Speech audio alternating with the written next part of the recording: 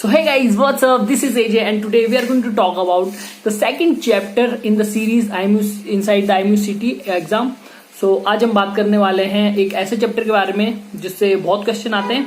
तो जैसे कि आपको पता है इस सीरीज में मैं आपको बताता हूँ जो प्रीवियस ईयर के क्वेश्चन है उनकी डिफिकल्टी लेवल कैसी होती है, साथ में आपको वेरिएशन के बारे में बताता हूँ। तो आज हम बात करने वाले हैं सीक्वेंस एंड सीरीज के बारे में, जो एक बहुत इंपॉर्टेंट चैप्टर है और इससे बहुत क्वेश्चन आते हैं। लाइक इससे कभी कभी 6 से ज़्यादा क्वेश्चन आते हैं, कभी 8 भी आ जाते हैं। तो आपको ये ध्यान रखना है, चैप्टर बहुत इंपॉर्टेंट है।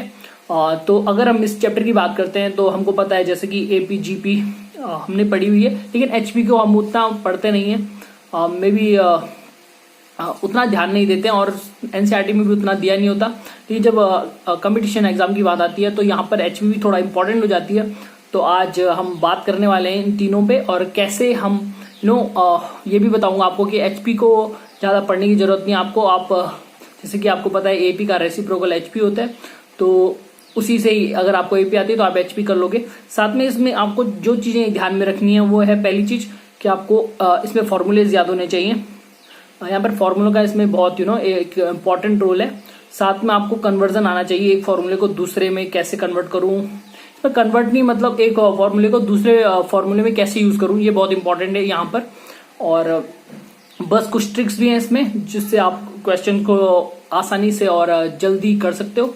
तो इस वीडियो को आखिरी तक जरूर देखें।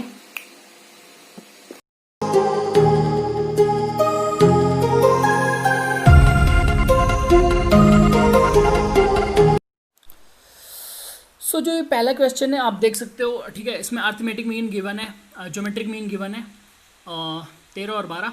तो हमें इसमें निकालने हैं दो नंबर्स जिनके बीच ये अर्थमेटिक मीन और ज्योमेट्रिक मीन निकल रहे हैं। तो हमें A और B फाइंड करने हैं।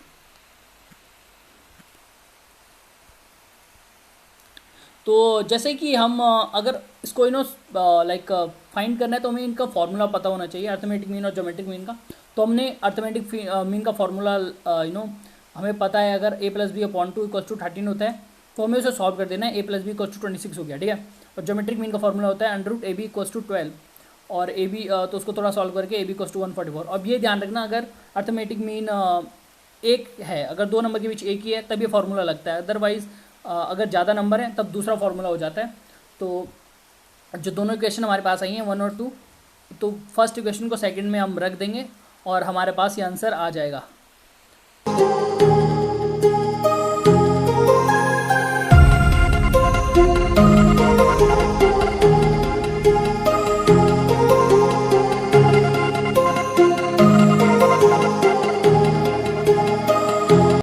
जो ये क्वेश्चन है ना, ये थोड़ा इंटरेस्टिंग है, ठीक है। इसमें हमें क्या कर दिया गया है, हमें दो नंबर के बीच 3 ज्योमेट्रिक मीन दी गई हैं, G1 G2 G3, और हमें निकालना है कि G1 × G3 कितना होगा, ठीक है। तो इसके लिए हमें एक चीज़ पता होनी चाहिए, GM के फॉर्मूला। अगर देखो एक GM है दो नंबर के बीच, तब तो हमें पता है फॉर्मूला हो जाता है √AB = ज्योमेट्रिक मीन। लेकिन अगर हमारे पास 3 है ना, तो ये फॉर्मूला थोड़ा चेंज हो जाता है और ज्योमेट्रिक मीन का फॉर्मूला फिर हो जाता है A × B/A की पावर M/1 + 1, जहाँ पे M गिवन ज्योमेट्रिक मीन है।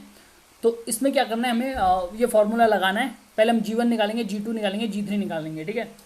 या आप क्या कर सकते हो, G1 G3 निकाल लो और उनको इंटू कर लो।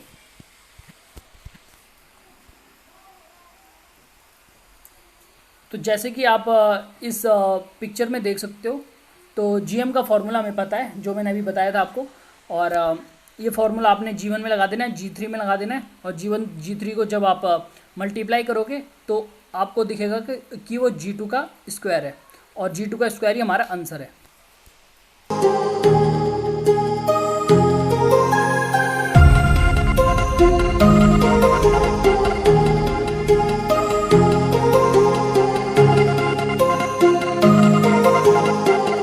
सो ये क्वेश्चन भी बहुत सरल है। देखो, अगर तुम्हें प्रॉपर्टीज़ अच्छे से पता है, अगर तुम्हें बेसिक चीज़ें पता है तो तुम बहुत से क्वेश्चन ऐसे कर लोगे। तो सेम यहाँ पर क्वेश्चन दिया गया है हमें AP से एक रिलेटेड क्वेश्चन है। इसमें हमें 3 कॉन्जिक्यूटिव टर्म दी गई हैं।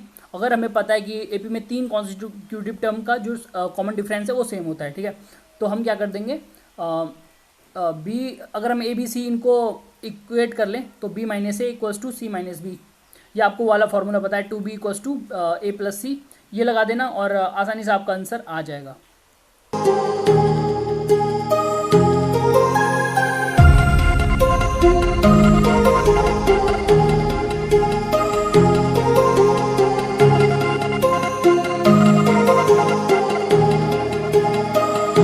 तो जैसे कि आपने क्वेश्चन देखा, ठीक है, इसमें हमें ज्योमेट्रिक मीन निकालना है इन 4 नंबर का। तो एक चीज़ यहाँ पर मैं आपको बता दूँ, अगर हमें एक पर्टिकुलर जीएम निकालना है, ठीक है, मतलब अगर हमें एक पर्टिकुलर नंबर का निकालना है तो पिछला वाला जो क्वेश्चन था वो सेम वैसा वाला फॉर्मूला हो जाएगा, B A into B upon A की power M upon N plus one वाला फॉर्मूला लग जाएगा, ठीक है। लेकिन अगर हमें 4 नंबर को एक साथ निकालना है तो इसमें हमें क्या कर देना है, 4 नंबर को अंडर रूट में रख के उतने की पावर कर देनी है, जितने नंबर है, अगर 4 है तो उतने की पावर मीन्स 1/4 रख देना है, ठीक है। तो इन चारों को हम ब्रैकेट में रख के उसकी पावर 1/4 रख देंगे और जितना ये बाहर निकलेगा उतना उसका आंसर हो जाएगा।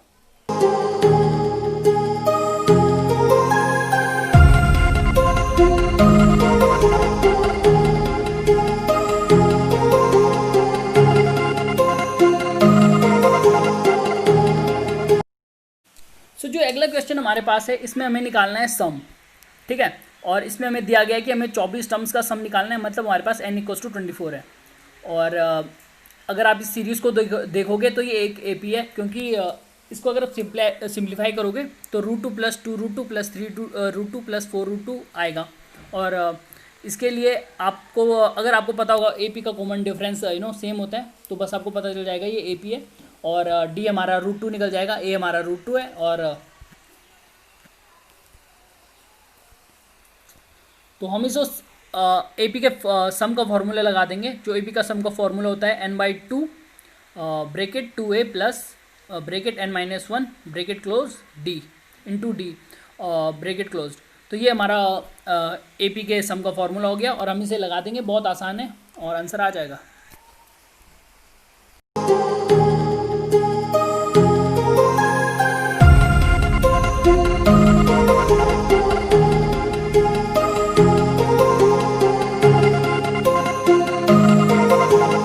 अगला क्वेश्चन है सम निकालना है और ये एक जीपी है।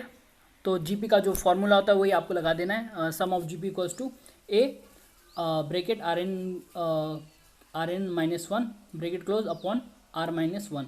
तो ये सिंपल सा फॉर्मूला रहता है और आप इसे सीधे लगा के निकाल सकते हो।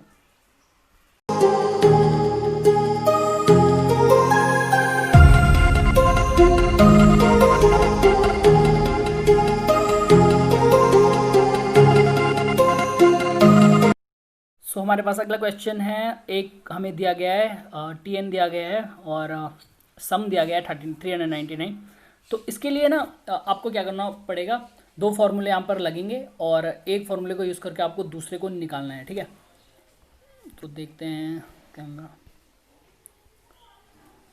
तो जैसे कि आप देख सकते हो, पहले हमने क्या किया, सम का फॉर्मूला हमें पता होना चाहिए जो गिवन है, n/2 bracket 2a plus bracket n-1 bracket close D. तो ये फार्मूला हमें पता होना चाहिए, सम का फॉर्मूला है। तो हमें ये टर्म का फॉर्मूला भी पता होना चाहिए, 10a plus n-1 bracket close D equals to जो लास्ट टर्म है, ठीक है। और उसको हमने क्या करना है, उससे हमें निकाल देना है n-1 डी, क्योंकि वो सम वाले फार्मूले में भी है और यहाँ से हम निकाल के जब हम सम वाले फार्मूले में रखेंगे तो हमारे पास आंसर आ जाएगा, जो कि आंसर है 38, ठीक है।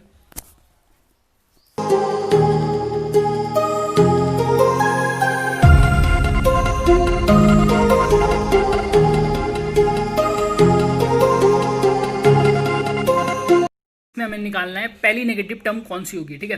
तो पहले हम इसके ए निकाल देंगे, कॉमन डिफरेंस निकाल देंगे, डी निकाल देंगे, ठीक है।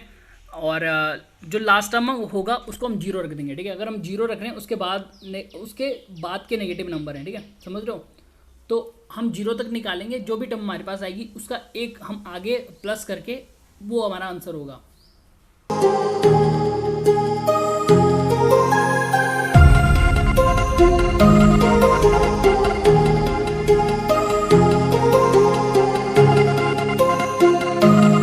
ये हमें जीपी दी गई है और हमें निकालना है कि इसका कितने टर्म्स का ये सम होगा 1093। तो इसके लिए हमें फार्मूला पता होना चाहिए, और हमें पता है formula S equals to A bracket R की पावर n -1 अपॉन r-1। तो ये फार्मूला हम लगा देंगे और हमें आंसर मिल जाएगा। इसमें बस पावर को थोड़ा जो 3 की पावर आएगी, और जो आपका सम है उसको आपको बस कंपेयर करना है और आपको n मिल जाएगा।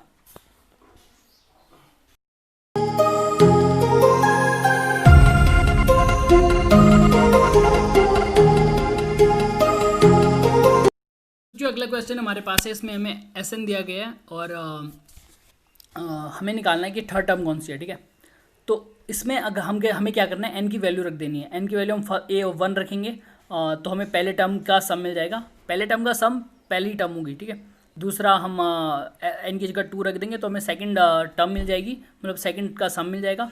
फिर जो सेकंड का हमें सम मिला है ना 2 टर्म्स का, उससे हम a को माइनस कर देंगे। जो हम पहली टर्म जो फर्स्ट टर्म थी उसको माइनस कर देंगे, फिर हमें मिल जाएगी सेकंड टर्म। और फिर हम 3 की निकालेंगे और 3 से 2 की माइनस कर देंगे तो हमें तीसरी टर्म भी मिल जाएगी।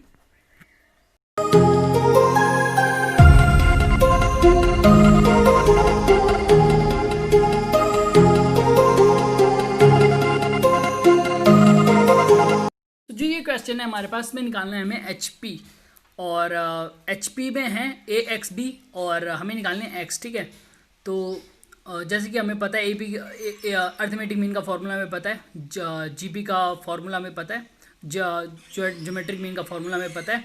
तो HP का जो अगर ना हमें बीच का निकालना होता है तो उसका फॉर्मूला होता है 2AB upon A plus B। और जब आप AP निकाल लोगे GP निकाल लोगे तो उन दोनों को आपने HP में रख देना है और आपका आंसर आसानी से आ जाएगा।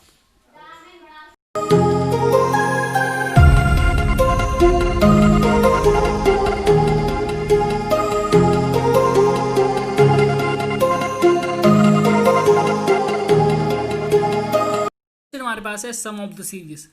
तो जब भी आपको ऐसे सम ऑफ द सीरीज का क्वेश्चन पूछा जाए तो आपको इसके फॉर्मूले पता होने चाहिए।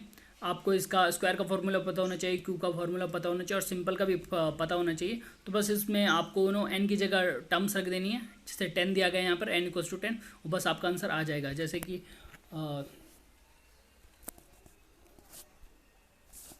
तो ये देख सकते हैं क्वेश्चन है, सीधे इसका फॉर्मूला होता है और हमें फॉर्मूले में n की जगह 10 रख देना और हमारा आंसर सीधे आ जाएगा।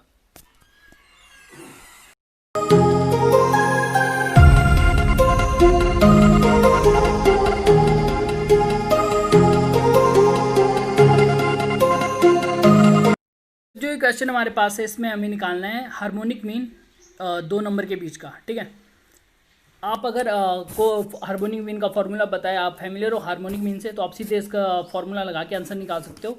वरना आप क्या कर सकते हो, जो AP है ना वो हार्मोनिक मीन का पूरा रेसिप्रोकल होता है।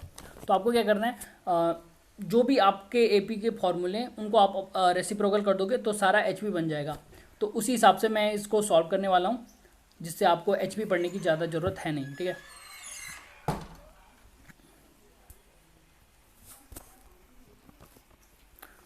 सो ये क्वेश्चन हमारे पास है 1/2 एंड 4/17 के बीच हमें 2 हार्मोनिक मीन निकालने हैं।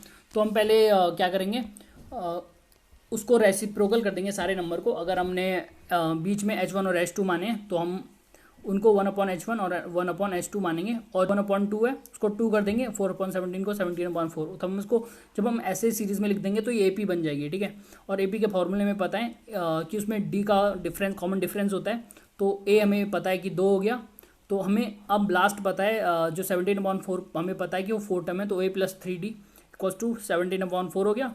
और हम अगर इस पे A रख देंगे, एक जो हमारे पास 2 है तो हमारे पास D आ जाएगा, और जो हमारे पास D आ जाएगा तो हम उसके बाद उसे आसानी से निकाल सकते हैं। सेकंड टर्म के लिए A + D कर दो तो हमारे पास आंसर आ गया 11/4, और थर्ड टर्म के लिए A + 2D तो हमारे पास आ गया आंसर 7/2। और ये हमारे पास आए हैं अभी AP। ठीक है, हमें जब इन्हें HP बनाना है तो हम इन दोनों आंसर को भी उल्टा कर देंगे, और जैसे हम इसे उल्टा करेंगे तो हमारा आंसर आ जाएगा।